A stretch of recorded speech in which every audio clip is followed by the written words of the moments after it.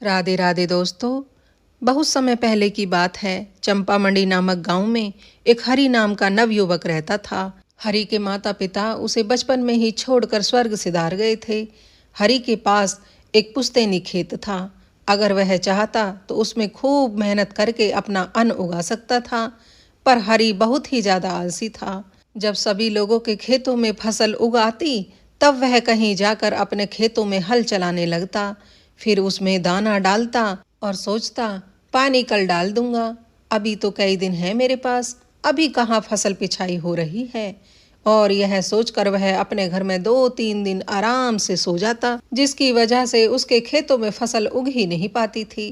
फिर वह सोचता कि जब इतनी मेहनत करने के बाद भी फसल नहीं उगी तो मेहनत करनी ही क्यों है। वह पूरे दिन अपने घर में पड़ा सोता रहता। जब उसे शाम को भूख लगती तो पास के ही जंगल में जाकर जंगली फल खा लेता। असल में उस जंगल के बारे में लोगों में भयावह स्थिति बनी हुई थी। लोग बोलते थे कि उस जंगल में बहुत ही खतरनाक जंगली जानवर रहते हैं। पर हरि तो ठहरा मलंग, उसे किसका डर था। जब भी हरि को भूख लगती, बेपरवाह हरि जंगल की तरफ चला जाता और जंगल के बीचों बीच जाकर जंगली रसीले फल खाकर आ जाता। कुछ फल वह अपने साथ तोड़कर भी ले आता, जिससे उसका 2-3 दिन का काम और चल जाता। गांव वाले उस जंगल में डर की वजह से नहीं जाते थे। किसी को पता ही नहीं था कि जंगल में इतने रसीले फल भी मिलते हैं। आसानी से मिलने वाले स्वादिष्ट फलों ने हरि को और भी ज्यादा आलसी बना दिया, जिसके फलस्वरूप हरि ने बिल्कुल ही हाथ पैर चलाना छोड़ दिया। गांव के लोग हरि से बात नहीं करते थे, वह हरि से घृणा करते थे। गांव वाले बहुत ही मेहनती किसान थे, इसलिए वे हरि को ज्यादा पसंद ना करते। उस गांव में एक श्याम नाम का भिखारी भी रहता था। श्याम अपने गांव में कभी भी भीख न मांगता, आसपास के गांव से ही भीख मांग कर लाता था। मिल जाए तो ठीक, ना मिले तो वह हरि के पास आ जाता और हरि उसे वही जंगली स्वादिष्ट फल खाने के लिए देता। इस तरह उन दोनों में दोस्ती थी। वैसे तो श्याम की उम्र काफी थी, पर कहते हैं ना, जहां आदतें और विचार मिल जाएं वहीं दोस्ती हो जाती है। पर श्याम अक्सर हरि को समझाता रहता कि हरि, अभी तो तेरी उम्र है, तू मेहनत करके अपने खेतों में फसल उगा सकता है। जब 4 पैसे घर में आएंगे तो लोग तेरे रिश्ते की बात भी करेंगे। फिर तू एक अच्छी सी लड़की देखकर विवाह कर लेना। भाई हरि, कहते हैं ना कि जैसे हाथी पर अंकुश, घोड़े पर लगाम जरूरी है, उसी तरह एक आदमी पर औरत का साथ भी जरूरी है। इसलिए तू मेरी बात मान जा और अपनी जिंदगी को सही रास्ते पर ले आ, नहीं तो तू मेरी तरह पछताएगा। देख, मैं भी कभी तेरी ही तरह आलसी हुआ करता था। उस आलस्य ने मुझे इतना निकम्मा बना दिया कि मैंने यह साधु का बाना पहन लिया। साधु का बाना पहनकर मैं अपने गांव से दूर एक मंदिर में जा बैठा। लोग मुझे पुरोहित समझने लगे और खूब दान दक्षिणा चढ़ावा देने लगे। फिर मैंने सोचा, क्यों ना विवाह कर लिया जाए। पत्नी घर में आएगी तो मेरी मनपसंद का भोजन पकाकर मुझे खिलाएगी। पर विवाह के लिए मुझे और अधिक धन चाहिए था, इसलिए मैंने लोगों के दरवाजों पर जाकर भिक्षा मांगनी भी शुरू कर दी।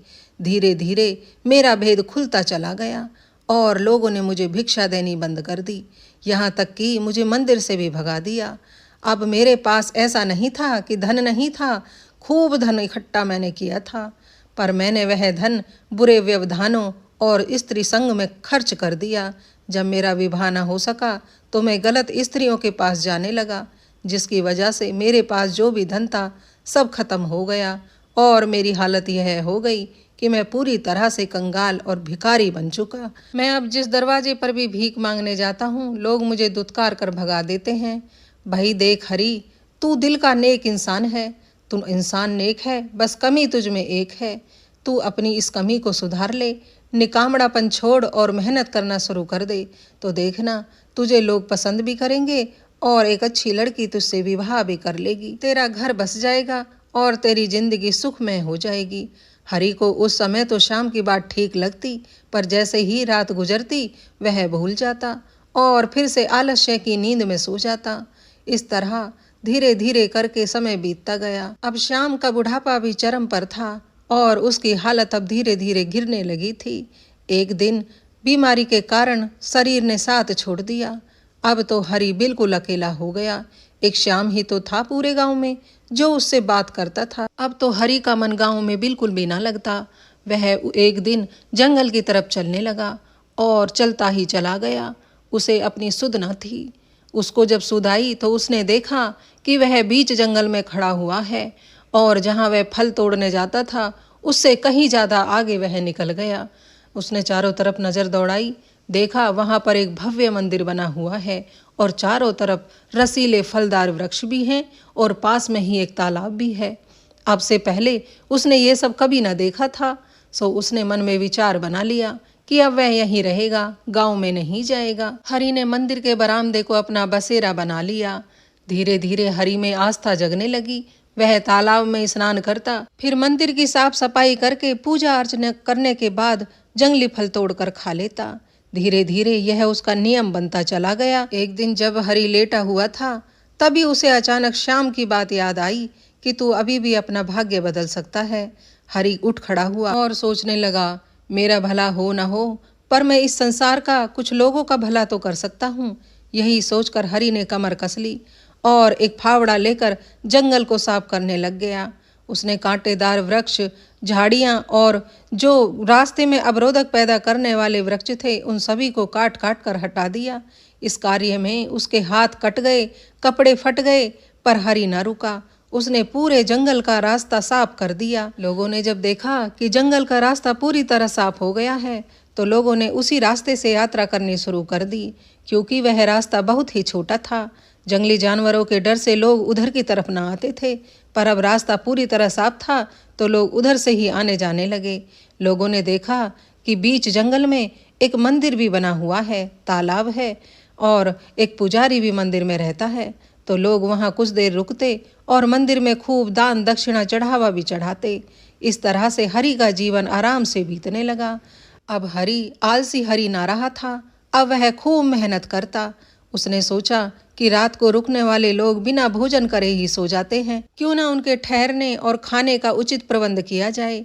यही सोचकर हरि ने मंदिर के आसपास घास फूस की मजबूत कई झोंपड़ियां बना दी और अपने हाथों से रसोई पकाकर लोगों को भोजन कराने लगा। धीरे धीरे उस रास्ते से अधिक लोग गुजरने लगे, जिसकी वजह से अधिक चढ़ावा मंदिर में आने लगा। अब लोग बाग हरि से घृणा नहीं, उसकी इज्जत करने लगे थे। आसपास के गांवों में भी हरि के परमार्थ की चर्चा होने लगी थी।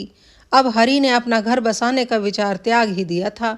वह लोगों की सेवा में कर्मठ होकर जुटा हुआ था। एक बार की बात है, शाम होते ही जोरदार वर्षा शुरू हो गई। हरि को लगा कि वर्षा के कारण अंधेरे में लोग जंगल के रास्ते से तो सफर करेंगे नहीं, सो उसने अपने अतिरिक्त एक व्यक्ति का भोजन और तैयार किया। अपना भोजन किया और एक व्यक्ति का अतिरिक्त भोजन ढक कर रख दिया और मंदिर के बरामदे में लेट गया। तभी उसे किसी स्त्री की पायल की छम छम की आवाज़ सुनाई दी। वह उठकर बाहर आया तो उसने देखा एक अपूर्व सुंदरी स्त्री उसके सामने खड़ी है। वह घबराई हुई और डरी हुई थी। हरि ने उससे पूछा, हे देवी, तुम इस निर्जन वन में इस समय क्या कर रही हो? क्या तुम्हें पता नहीं है यहाँ पर बहुत ही भयानक जंगली जानवर हैं? तुम इस समय यहाँ पर क्यों आई?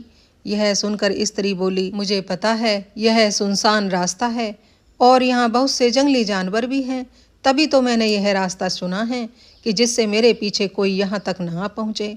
यह सुनकर हरि स्वप्त रह गया। उसने उस स्त्री से पूछा, क्या मतलब? मैं समझा नहीं। स्त्री ने हरि से कहा, पहले मुझे कुछ खाने के लिए दो, मुझे बहुत जोरों से भूख लगी है। हरि ने जो खाना बचा कर रखा था उस स्त्री को खिलाया। खाना खाकर स्त्री तृप्त हो गई। फिर उसने हरि को बताया कि मेरे माता पिता बचपन में ही गुजर गए थे। मेरे बुआ फूफा ने ही मुझे पाल पोस कर बड़ा किया है। मेरी बुआ तो अच्छी है, पर मेरे फूफा एक नंबर के लालची हैं। उन्होंने पैसे के लालच में मेरा विवाह एक 70 साल के बूढ़े सेठ के साथ तय कर दिया है और कल ही मेरी बारात आने वाली है। मैं मौका देखकर किसी तरह से वहां से निकलकर भागकर आई हूँ। यह सुन हरि ने उसे समझाते हुए कहा, अरे देवी, यह तो तुमने बड़ा ही मूर्खतापूर्ण कदम उठाया। अरे तुम उस बूढ़े से शादी कर लेती, कुछ समय बाद उसकी मृत्यु हो जाती और सब कुछ तुम्हारा हो जाता। यह सुनकर वह स्त्री जिसका नाम रमा था तमतमा उठी और गुस्से में भरकर बोली, अच्छा, जो तुम बात सोच रहे हो क्या वह मैंने नहीं सोची होगी? पर तुम्हें क्या लगता है 70 साल की आयु तक वह बूढ़ा कवारा ही रहेगा? तुम्हें क्या पता उसकी 5-7 पत्नियां हैं और 20 से अधिक पुत्र हैं। उसके मरते ही घर में घमासान शुरू हो जाएगा, यही सोचकर तो मैं वहां से भागी हूँ। हरि सोच में पड़ गया कि अब तुम क्या करोगी। चिंतित होते हुए रमा बोली, वह बूढ़ा मुझे कहीं से भी ढूंढ कर निकाल लेगा और जबरदस्ती मेरे साथ विवाह कर लेगा। उससे बचने का बस एक ही उपाय है कि मैं उसके पहुंचने से पहले किसी से विवाह कर लूं। किसी की विहाता स्त्री की तरफ वह बूढ़ा नजर उठाकर भी नहीं देखेगा। यह सुनकर हरि ने कहा, अरे उसके लिए किसी पुरुष का होना भी तो जरूरी है, तुम किससे विवाह करोगी। यह सुनकर रमा के चेहरे पर एक मुस्कान दौड़ गई। उसने तिरछी नजर से हरि की तरफ देखते हुए कहा, अरे बुद्धू, तुम क्या स्त्री हो, तुम पुरुष नहीं हो। यह सुनकर तो हरि हक्का बक्का रह गया। जो विचार उसने बरसों पहले त्याग दिया था अब उसके मन में हिचकोले खाने लगा। हरि को भी लगा कि उसे विवाह कर लेना चाहिए। उसके जीवन में भी एक स्त्री की कमी तो थी ही। तो हरि ने उसी समय भगवान को साक्षी मानकर रमा से विवाह कर लिया और दोनों सुखपूर्वक मंदिर के पास वाली कुटिया में रहने लगे। अब दोनों पति पत्नी मिलकर यात्रियों की सेवा करने लगे। कुछ समय तो सुखपूर्वक बीतता गया, पर कहते हैं ना कि भगवान को जो मंजूर होता है होता तो वही है। एक दिन अचानक ही हाथियों का झुंड मंदिर के पास आ गया और वहां पर उत्पात मचाने लगा।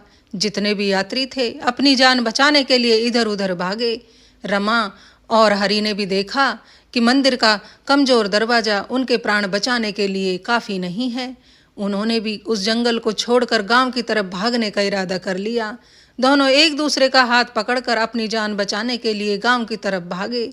गांव में हरि का अपना घर तो था ही, सो उसे गृहस्थी जमाने में ज्यादा दिक्कत भी नहीं हुई। कुछ दिन तो सुखपूर्वक चलता रहा, पर अब उसके पास जो धन था वो धीरे धीरे खत्म होने लगा। हरि जब से गांव में आया था फिर से वह आलसी ही बनता जा रहा था। सारे दिन बस चद्दर तान कर सोता रहता, खाना बन जाता तो उठकर खा लेता। रमा उससे खूब कहती, जी हमारे पास तो बाप दादों का छोड़ा एक खेत भी है, अगर तुम उसमें खेती किसानी शुरू कर दो तो भी हमारे घर का गुजारा अच्छे से हो जाएगा। पर हरि के कान पर जू भी न रेंगती। रमा ने उसको समझाया, अगर तुम मेहनत नहीं करना चाहते तो तुम एक ब्राह्मण हो, तुमने खूब पूजा पाठ भी की है और गांव में तुम्हारा रुतबा भी है, तुम क्यों ना यजमानी शुरू कर दो। अपने 2-4 यजमान बनाओ और उनके घर पर जाकर पंडिताई करो, जिससे हमारा घर का खर्च चल जाएगा। पर हरि को यह बात भी अच्छी ना लगी। उसे लोगों के सामने हाथ फैलाना अच्छा नहीं लगता था। वह रमा के कहने पर हरि घर से तो निकल जाता, पर कोई छायादार वृक्ष देखकर उसके नीचे जाकर सो जाता। वह किसी के घर यजमानी करने ना जाता, क्योंकि उसे तो हाथ फैलाते हुए बड़ी शर्म आती थी। और जैसे ही शाम होती अपने घर खाना खाने वापस चला आता। रमा हरि से खूब झगड़ा करने लगी। रमा खाने पीने की बड़ी ही शौकीन थी। वह 4 समय स्वादिष्ट भोजन करती थी, पर अब तो उसे एक समय का भोजन भी नसीब नहीं था। वह अक्सर हरि से कहती, तुम अपना ना सोचो, पर कम से कम मेरा तो सोचो। मुझे ब्याह कर लाए हो तो मेरे खाने पीने का भी तुम्हें ध्यान रखना चाहिए। पर रमा के इतना बोलने पर भी हरि के कान पर जूं तक ना चलती। रमा समझ चुकी थी कि वह आलसी के चक्कर में फंस चुकी है, पर वह एक पतिव्रता स्त्री थी। उसने खुद ही तो हरि को चुना था। हरि कौन सा उससे विवाह करना चाहता था। अब वह इस घर में आ गई है तो यही उसका घर है और उसका पति उसका परमेश्वर है। उसने हरि को खूब समझाया, पर हरि ने उसकी एक बात ना मानी। एक दिन हरि को किसी लकड़हारे से पता चला कि हाथियों का झुंड मंदिर के पास से हट गया है। हरि के मन में भगवान के लिए आस्था तो थी ही, सो उसने फिर से सुबह शाम मंदिर में जाकर पूजा अर्चना शुरू कर दी। पर राहगीरों का आना शुरू ना हुआ। राहगीरों में इतना आतंक मच गया था हाथियों का कि उन्होंने उस रास्ते से जाना ही बंद कर दिया, जिसके फलस्वरूप मंदिर में चढ़ावा बिल्कुल बंद हो गया। अब हरि का घर कैसे चले। हरि को इस बात की चिंता तो थी, पर उसे भगवान पर अटूट विश्वास था। वह कहता, भगवान ने जन्म दिया है तो वही पेट भी भरेंगे। उसका नियम न टूटता। सुबह शाम वह मंदिर जाता और पूजा अर्चना करके घंटों भगवान की मूर्ति को निहारता रहता। एक दिन पार्वती ने भोलेनाथ से कहा, देखिए भोलेनाथ, आपका यह अनन्य भक्त है, थोड़ा अटपटा है पर है तो भक्त ही, आप इसकी दुविधा दूर क्यों नहीं करते। भोलेनाथ बोले, अरे पार्वती, तुम बड़ी भोली हो, यह अपने पूर्व जन्म के पापों को भोग रहा है। भला इसने ऐसा कौन सा पाप किया है। पार्वती ने हैरान होते हुए कहा, तो भोलेनाथ ने कहा, सुनो पार्वती, यह पिछले जन्म में एक धोबी का गधा था। इसने उस धोबी को खूब झकाया। यह निरा आलसी था और देखो इसका आलस्य इस जन्म में भी इसका पीछा नहीं छोड़ रहा। असल में इसने धोबी को इतना परेशान कर दिया कि इसकी आदतों से परेशान होकर धोबी ने इसे लठ्या कर अपने घर से भगा दिया। तब यह एक मंदिर के पास आकर रहने लगा। वहां का पुजारी अक्सर अपने शिष्यों से कहता कि भगवान किसी को भूखा नहीं सोने देते। भगवान की जो आस्था रखता है भगवान उसका पेट जरूर भरते हैं। इस गधे ने भी सोचा, मैं भी तो देखूं इस पुजारी की बात सत्य है या झूठ। वह मंदिर के पीछे बैठ गया।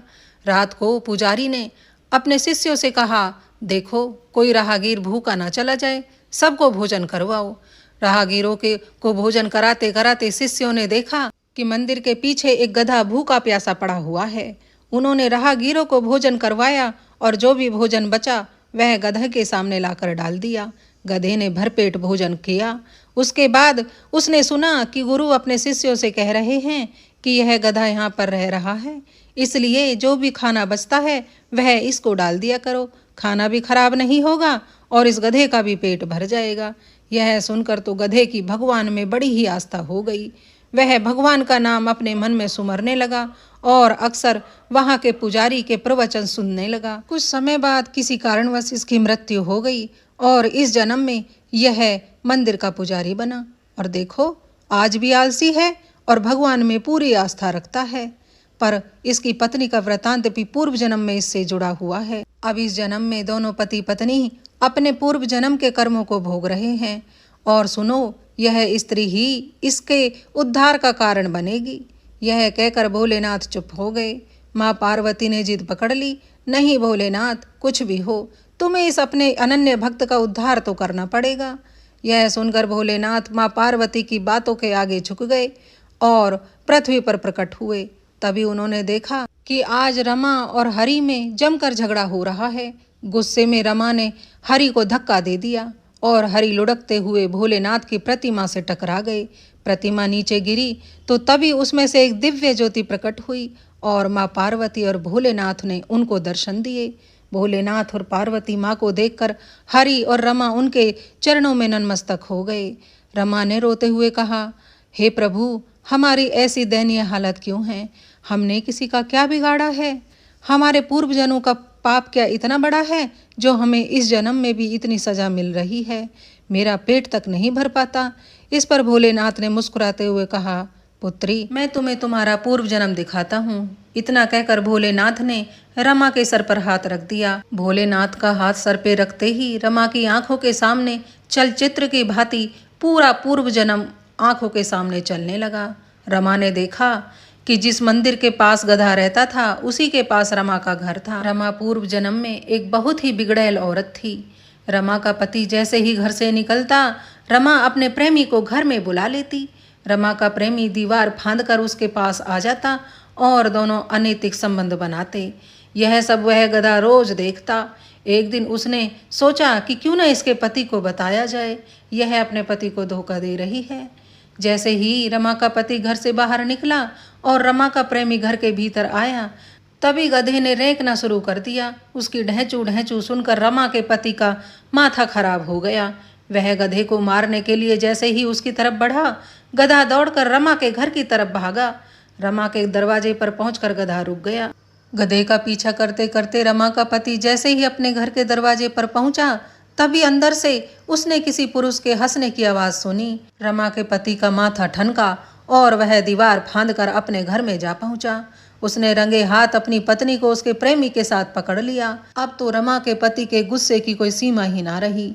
उसने उन दोनों को खूब पीटा। रमा अपनी लाख सफाइयां देती रही, पर रमा के पति ने रमा की एक न सुनी और पीटते पीटते बोला, वो तो भला हो इस गधे का, इसकी वजह से मुझे पता चल गया कि तुम मेरी पीठ पीछे क्या गुल खिला रही है। अब तो रमा को उस गधे से नफरत सी हो गई। एक दिन उसने अपने प्रेमी से कहकर उस गधे को मरवा दिया, जो कि इस जन्म में तुम्हारा पति बनकर तुम्हारे सामने आया है। तुमने इसकी जान ली थी और अब उसी का फल तुम भोग रही हो कि तुम्हें भरपेट भोजन भी नहीं मिलता।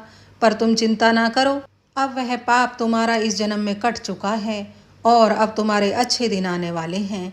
इतना कहकर भोलेनाथ ने रमा को एक डंडा पकड़ाया और कहा, पुत्री, इस डंडे से तुम जो मांगोगी वही तुम्हें मिलेगा, पर मेरी एक बात ध्यान रखना, तुम्हारे जीवन में जिस चीज की सबसे ज्यादा जरूरत है वही तुम इससे मांगना, कोई अनुचित चीज इससे मत मांग लेना।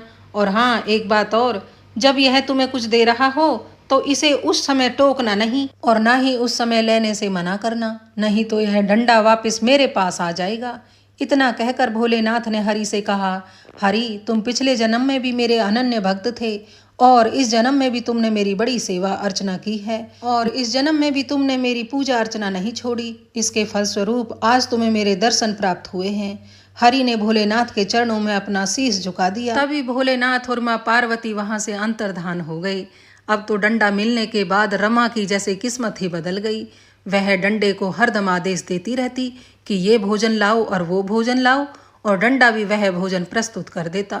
दोनों छक्कर पेट भरकर भोजन करते, जिस चीज का मन होता वह डंडे से मांग लेते। रमा का लालच दिन पर दिन बढ़ता जा रहा था। वहीं हरि एक आलसी इंसान तो था, पर वह बहुत ही संतोषी पुरुष था। उसके मन में भोजन के अलावा और कोई लालसा ना होती। वह रमा को भी समझाता रहा, अरे इतना लालच ना कर, लालच सही नहीं होता, पर रमा कहाँ सुनने लगी। अब हरि पहले जैसा ना रहा था। वह भगवान की पूजा पाठ करता और घर के सामने से गुजरने वाले हर भूखे को भोजन करवाता, पर रमा को तो खुद का ही दिखता। रमा का वैभव अब किसी महारानी से कम ना था। उसके पास महल था, नौकर चाकर थे और महारानियों जैसी जिंदगी थी। इस सब के चलते वह भगवान को तो बिल्कुल जैसे भूल ही चुकी थी। ठूस ठूस कर खाने की वजह से जब कभी उसका पेट गड़बड़ा जाता तो वह डंडे से ही सुपाच्य ओस्ती भी मांग लेती और अगले दिन से फिर वही खाना शुरू। अच्छा भोजन करना, अच्छे वस्त्र पहनना और अच्छे अच्छे रथों में घूमना, बस यही अब उसकी दिनचर्या थी। वह अब इतनी आलसी होती जा रही थी कि वह सोचती कि खाना भी उसे अब कोई और ही खिलाए। एक दिन तो हद ही हो गई। उसने डंडे से कहा, हे डंडे, मुझे खाना खिलाओ। डंडे ने भी खाना खिलाना शुरू कर दिया। वह भोलेनाथ की बात बिल्कुल ही भूल चुकी थी कि जब डंडा कुछ दे तो उस समय तुम इसे टोकना नहीं, इसे रोकना नहीं, नहीं तो यह मेरे पास आ जाएगा। अब उसने डंडे से खाना खिलाने का आदेश तो दे दिया, पर उसने डंडे से यह नहीं कहा बस भरपेट ही खिलाए। अब डंडा उसे खिलाता रहा और रमा खाती रही। उसका पेट अब फटने वाला हो रहा था। आंखों से आंसुधारा बह रही थी, पर वह डंडे को रुकने के लिए इस लालच से नहीं कह रही थी कि अगर उसने डंडे को रुकने के लिए कह दिया तो यह हाथ से निकल जाएगा। जब हरि ने रमा की यह हालत देखी तो उसने डंडे को रुकने का आदेश दिया। जैसे ही हरि ने डंडे को रुकने का आदेश दिया, डंडा वहां से अंतर्धान हो गया। रमा जमीन पर गिर पड़ी और उस अवस्था में भी वह हरि से लड़े जा रही थी कि यह तुमने क्या कर दिया, अब डंडा हमारे हाथ से चला गया, कभी नहीं वापस मिलेगा। हरि ने कहा, अरे रमा, कुछ तो शर्म करो, जाते जाते भी डंडा तुम्हारे जीवन में किस चीज की कमी छोड़कर गया है। धन वैभव सब कुछ तो तुम्हारे पास है। अरे कर्महीन, अगर तुम चाहती तो तुम उससे अपने लिए पुत्र भी मांग सकती थी। हमारे जीवन में संतान की कमी है। यह सुनकर रमा को अपनी गलती का एहसास हो गया। वह हरि के चरणों में गिर पड़ी और रोते हुए बोली, स्वामी, तुम सही कह रहे हो, सच में मैंने बहुत बड़ी गलती कर दी। अरे मैं तो उस ईश्वर को भी भूल गई जिसकी वजह से हमें ये सब धन वैभव मिला है, पर अब मैं ऐसी गलती ना करूंगी। उसके बाद हरि और रमा ने उस धन को एक व्यापार में लगा दिया। भगवान की कृपा से व्यापार अच्छा चल निकला। अब उनके पास धन धान्य की कोई कमी नहीं थी। फिर दोनों ने जगह जगह धर्मशालाएं बनवाई जहां पर मुफ्त भोजन की सुविधाएं उपलब्ध करवाई गई और न जाने कितने कुएं, तालाब, बावड़ी भी उन्होंने खुदवाई जिससे कि हर राहगीर को पानी मिल सके। इसी तरह परमार्थ और धर्मार्थ के रास्ते पर चलते हुए दोनों पति पत्नी पुत्र पाकर निहाल हो गए। दोनों अब भी नियम से भगवान की पूजा अर्चना करते और दीन दुखियों की सेवा करते। उन्हें पुत्र रतन की भी प्राप्ति हो गई। अब तो उनके जीवन में कोई कमी ना थी। इस तरह उन्होंने ना जाने कितने वर्षों लोगों की सेवा की और अंत में ईश्वर की कृपा को प्राप्त हुए। तो दोस्तों, देखा आपने, भगवान की यदि कृपा हो तो राजा रंक हो जाता है और रंक राजा बन जाता है। इसलिए हमें हमेशा भगवान का नाम सुमरन करते रहना चाहिए। इस संसार में भगवान के सिवा कोई भी अपना नहीं है। तो दोस्तों, आज की कहानी अगर आपको अच्छी लगी हो तो एक लाइक जरूर कर दें और अपनी राय कमेंट बॉक्स में लिखकर हमें जरूर बताएं। वीडियो को ज़्यादा से ज़्यादा शेयर करें चैनल पर यदि नए हैं तो चैनल को सब्सक्राइब कर लें। तो दोस्तों मिलते हैं ऐसी ही एक और मज़ेदार कहानी के साथ। राधे राधे।